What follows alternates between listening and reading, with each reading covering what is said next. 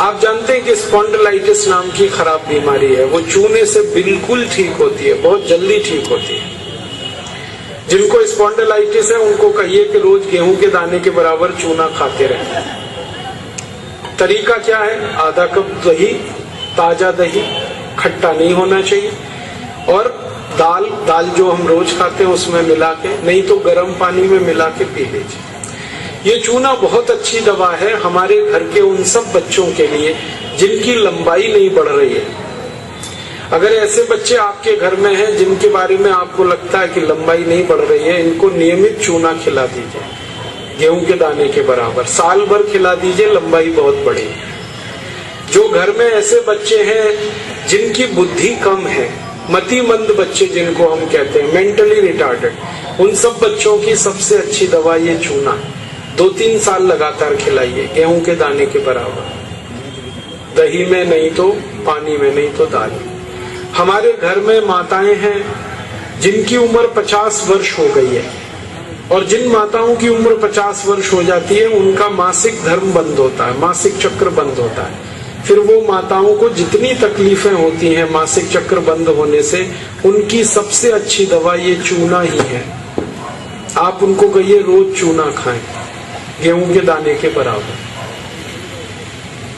हमारी यहाँ बहुत सारी बहनें बैठी हैं, इस बात को ध्यान से सुने।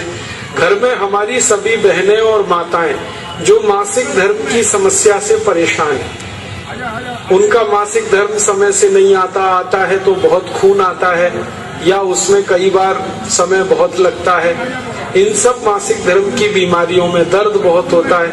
आप चूना खाइए, गेहूं के दाने के बराबर, दही में, नहीं तो दाल में, नहीं तो गर्म पानी में। ये जो चूना है ना, ये बहुत अद्भुत दवा है उन सभी मरीजों के लिए जिनको पीलिया होता रहता है, अक्सर जॉन्डिस। जिनको भी जॉन्डिस होता है उनको आप गन्ने के रस में गेहूं के दाने के बराबर चूना मिला के दीजिए।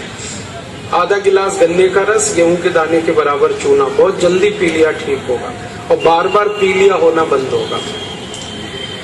ये जो चूना है ना, ये नपुंसकता की बहुत अच्छी दवा है। अगर कोई पुरुष ऐसा है जिसके वीर्य में शुक्राणुओं की संख्या एकदम नील है या बिल्कुल कम है, उनको आप चूना खिलाइए। 2-3 साल चूना दीजिए उनको गन्ने के रस में, वीर्य में शुक्राणुओं की संख्या बढ़ेगी। ऐसी कई माताएं जिनके शरीर में अंडे नहीं बनते, ओव्यूलेशन का उनका गड़बड़ी है, उनको आप चूना खिलाइए, बहुत जल्दी उनकी बीमारी ठीक हो।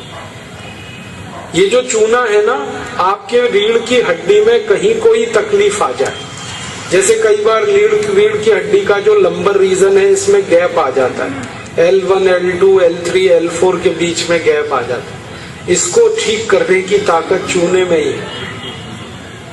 चूना खाइए।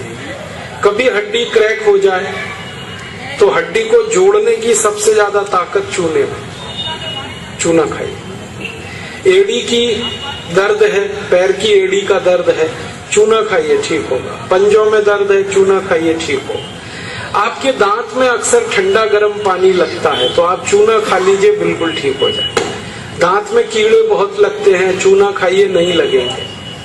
दांत हिलते हैं, कमजोर हैं, चूना खाइए, मजबूत हो जाए। ये एक चूना 70 बीमारियों में काम आता है, 70। और ये ईश्वर ने हमें सबसे ज्यादा दिया है, 70 बीमारियों में काम आता है। आप कभी भी इसको याद रखिए। मैं सबको यही कहता रहता हूं कि आप चूना खाइए, चूना लगाइए मत कभी किसी को। ये चूना लगाने के लिए नहीं है, खाने के लिए।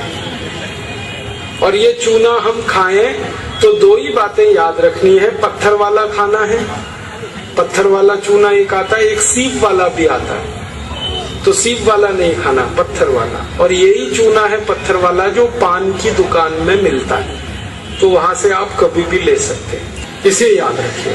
बस एक ही व्यक्ति चूना ना खाएं, एक सावधानी है इसमें। जिनको पथरी की बीमारी है, जिनको गॉल ब्लैडर स्टोन है, वो चूना ना खाएं। जिनको किडनी स्टोन है वो चूना ना खाएं। जिनको मूत्रपिंड में पत्थर है वो चूना ना खाएं, बाकी सब खाएं।